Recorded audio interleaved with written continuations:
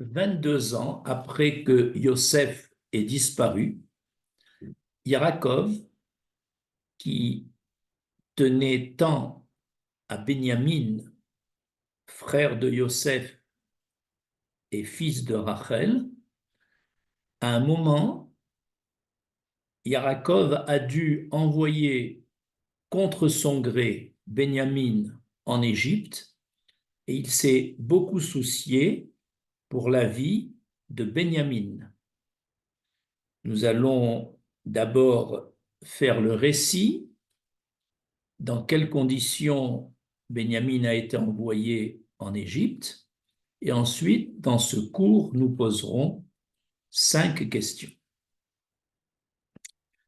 Là, alors que la famine était persistante en terre de Canaan où résidait Yaakov Avinu et sa famille, le Yaakov s'est trouvé obligé d'envoyer 10 de ses fils pour acheter du blé en Égypte où il y avait une abondance à ce moment-là. Arrivés en Égypte, les 10 frères, bien sûr, sauf Benjamin qui est resté auprès de son père, ont été accueillis durement par Yosef, le vice-roi d'Égypte, et il leur dit, vous êtes des espions. Les frères répondirent, non, nous ne sommes pas des espions, nous sommes des gens honnêtes, et comme Yosef, qui n'avait pas été reconnu par ses frères, Yosef leur dit, je vois à travers ma coupe magique que 2 d'entre vous ont détruit la grande ville de Shechem et que vous avez vendu votre frère à des Ismaélites.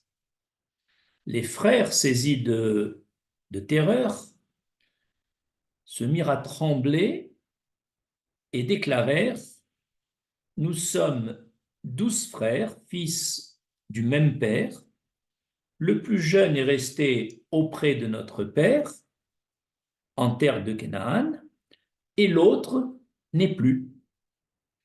Yosef fit emprisonner les 10 frères, ses 10 frères, pendant 3 jours dans les prisons égyptiennes. Au bout de 3 jours, Yosef les libéra et leur dit,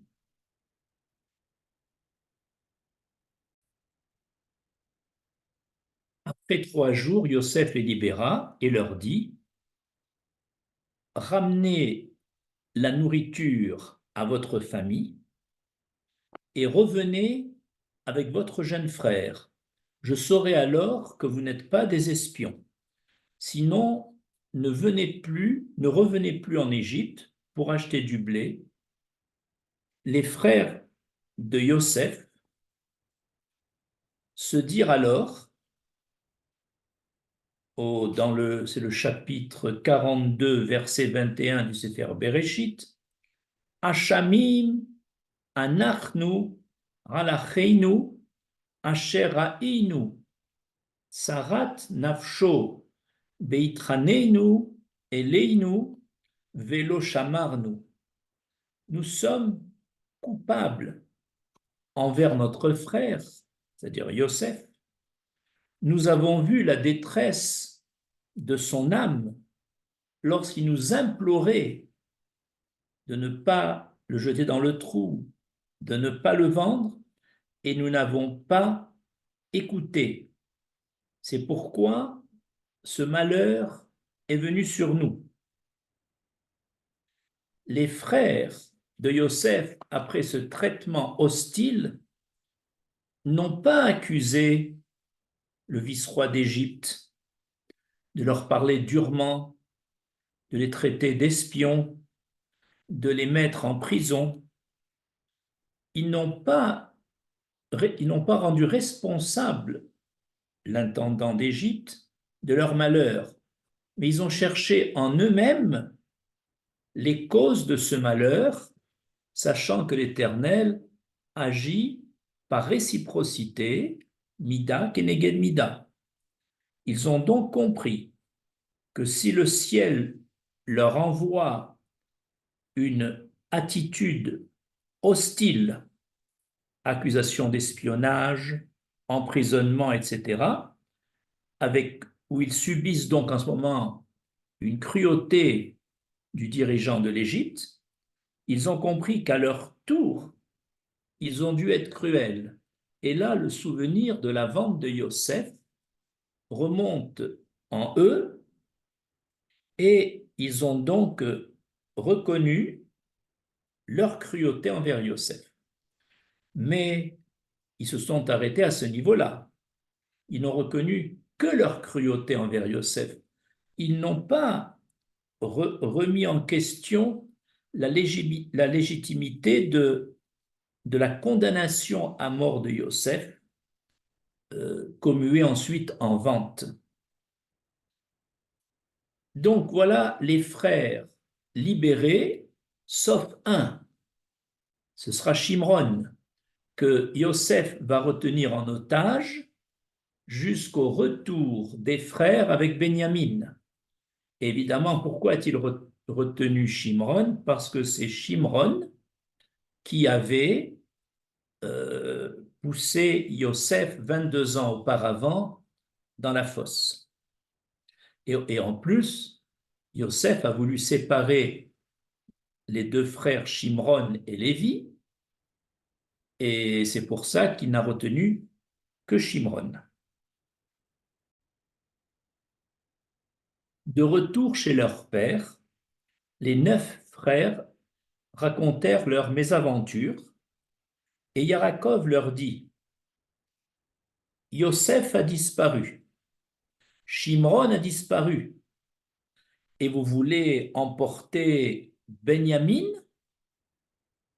Malgré l'insistance des frères et la promesse de Réhouven qui a dit à son père: fais mourir mes 2 fils si je ne te ramène pas Benyamin d'Égypte.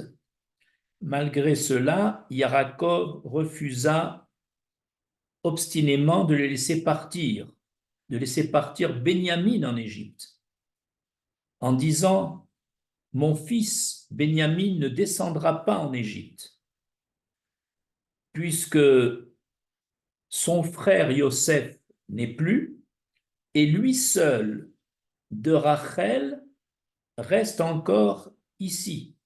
Si un malheur arrivait à Benyamin sur la route, vous ferez descendre ma vieillesse dans la tombe. Ainsi, Yarakov a refusé le départ de Benyamin. Cependant, après que les vivres furent presque épuisés et qu'il y ait eu donc un risque de mort par famine dans la famille de Yarakov, Yarakov accepta de laisser partir Benyamin, encouragé par Yehuda qui se porte garant de son retour en disant à son père: si je ne te ramène pas Benyamin, je serai coupable à ton égard dans les 2 mondes, dans ce monde-ci, Olam Hazé, et dans le monde futur, Olam Haba. Yarakov donc laissa partir Benyamin, puisqu'il n'y avait aucune autre solution pour ramener des vivres, et Yarakov pria pour le retour de Benyamin et de Shimron. Et il ordonna en plus à ses fils d'amener à l'intendant d'Égypte, c'est-à-dire Yosef, un cadeau, sous forme des produits, des meilleurs produits du pays d'Israël, du baume, du miel, des épices, du lotus, des pistaches et des amandes, afin de favoriser le retour de Benyamin et de Shimron.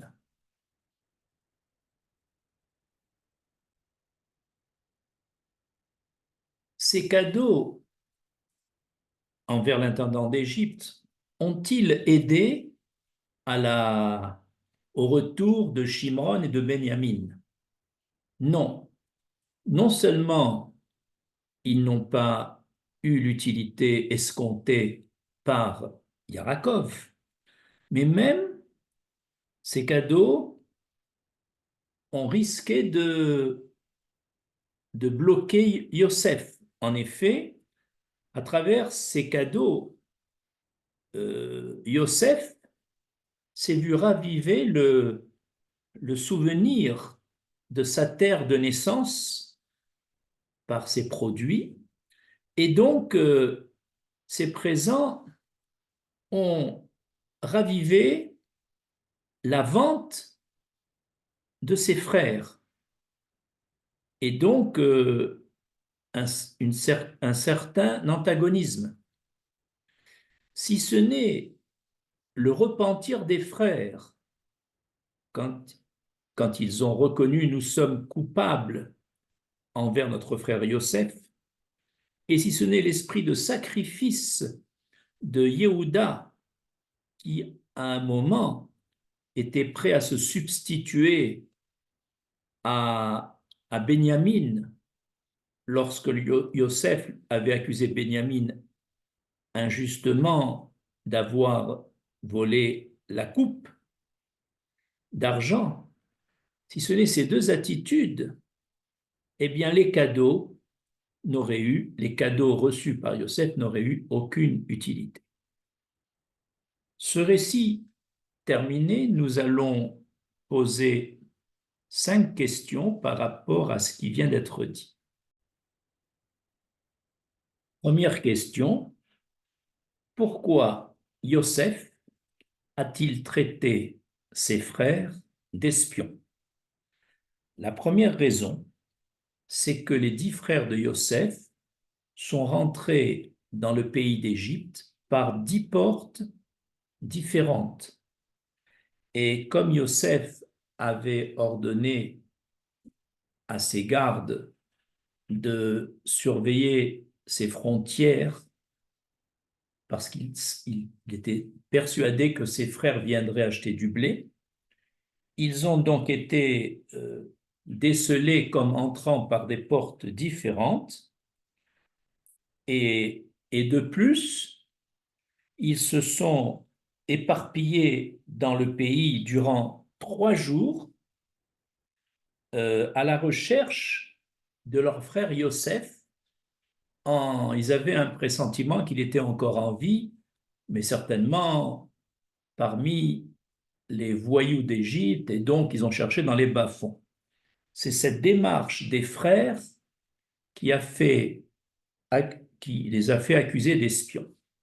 La deuxième raison pour laquelle ils ont été traités d'espions, c'est afin d'empêcher ses frères de se livrer à une enquête approfondie sur le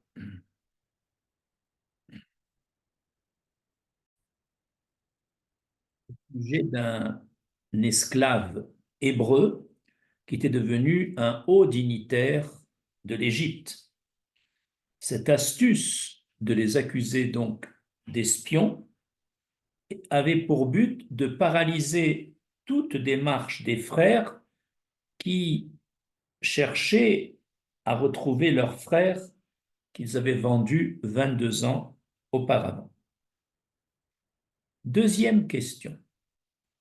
Pourquoi est-ce à la sortie de prison 3 jours après 3 jours qu'ils ont reconnu nous sommes coupables de cruauté envers notre frère Yosef? Et pourquoi ne se sont-ils pas accusés dès qu'ils sont entrés en prison. Selon le commentateur Shem Mishmuel, ça aurait été plus logique que les frères, dès qu'ils ont été emprisonnés, que la détresse de cet emprisonnement les pousse à reconnaître leur faute de cruauté envers Yosef. Et non pas, et cette reconnaissance n'aurait pas dû être faite à la sortie, au moment où ils sont libérés de 3 jours de prison. En fait, le commentateur Shem Mishmuel nous dit que tant que notre âme n'est pas purifiée par des souffrances expiatoires, on ne peut pas reconnaître nos fautes. Il est difficile d'aller vers un état de plus haute moralité. Ce n'est qu'après avoir été placé dans la souffrance de 3 jours d'internement que ces souffrances ont, un, ont le pouvoir de purifier nos âmes et ainsi de pouvoir s'exclamer à la sortie, nous sommes coupables. Troisième question.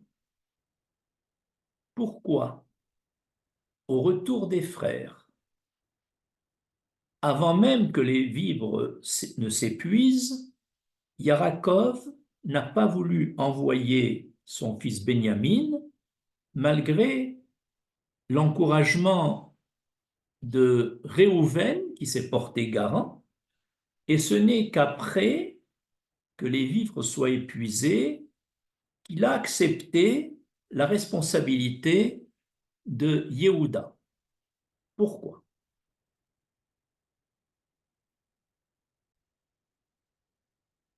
La première raison est que Réhouven avait manqué de respect à son père lors du décès de Rachel en déplaçant la couche de son père. Et donc, Réhouven avait porté atteinte par ce geste à l'honneur de son père Yarakov. Et donc Yarakov, depuis ce jour-là, n'avait plus une très grande confiance envers son aîné Réhouven. De plus, si Yarakov a refusé, pour la raison qu'on vient de donner, la responsabilité de Réhouven et accepté celle de Yehuda, c'est parce que Yehuda a été plus habile, il a attendu la fin des provisions achetées en Égypte, au moment donc où les vivres vont manquer, pour demander à son père de se porter garant sur Benjamin. Et là, vu l'urgence de la situation, entre le choix de mourir de famine et de prendre des risques d'envoyer Benjamin, le père a donc accepté la proposition de Yehuda. La question suivante, c'est-à-dire la quatrième question, pourquoi Yarakov craignait-il pour la vie de Réhouven? Pourquoi avait-il peur qu'il lui arrive un malheur? Même dans la maison de Yarakov, en terre de Kénaran, un malheur aurait pu survenir chez Benjamin. Alors pourquoi Yarakov avait-il peur pour la vie de Benjamin lors de ce déplacement? En fait, d'après le Midrash, Yarakov craignait que le voyage ne portât malheur aux enfants de Rachel. En effet, nous savons que Yosef n'était plus revenu de son voyage où il était allé s'enquérir des nouvelles de ses frères à Shrem, et il a disparu au cours de ce voyage. De plus, l'épouse de Yarakov, Rachel, est morte en route. Donc, au cours d'un déplacement, au cours du voyage. Donc, quant au troisième et dernier membre de cette famille, de Rachel, qui a eu 2 enfants, donc on comprend pourquoi Yarakov craignait qu'il arrive un malheur, craignait pour la vie de Benjamin au cours de ce déplacement. Et c'est pourquoi il voulait retenir Benjamin dans son foyer. Mais cela devenait impossible puisqu'il fallait acheter des vivres et que la présence de Benjamin était devenue une condition. Cinquième et dernière question, pourquoi les frères de Yosef n'ont-ils reconnu que la cruauté envers leurs frères et non pas le fond même du problème de l'avoir jugé pour être condamné à mort et être jeté dans un trou pour y mourir, si ce n'est l'intervention d'un des frères qui a fait qu'ils l'ont vendu au lieu de le laisser dans le trou. Eh bien, Rashbam dit, à propos du verset 21 du chapitre 42 du Sefer Bereshit, il dit que Mida keneged Mida, que mesure pour mesure, les frères se sont dit, nous avons jeté Yosef dans une fosse, et voici, nous sommes à notre tour emprisonnés dans un cachot, puisque les prisons égyptiennes étaient des fosses. Et donc, ils ont fait le rapprochement entre l'attitude dure et hostile de Yosef envers eux et ce que eux avaient fait à Yosef. Mais ils ne sont pas allés plus loin dans leur démarche. Et souvent, c'est comme ça. Ceux qui appliquent le principe de Mida Keneged Mida, ils regardent à court terme, alors que le début de leur réaction était correcte. Ils ont compris qu'ils ont été cruels, mais de là, ils auraient donc dû remettre en question même la vente en réfléchissant. Mais ils ne sont pas allés au bout de leur démarche, et c'est souvent comme ça. Pour ne pas remettre tout en question, on donne un début d'explication du principe de Mida Keneged Mida, mais souvent on ne va pas jusqu'au bout. Et là, c'est une erreur des frères, bien entendu. Je vous remercie.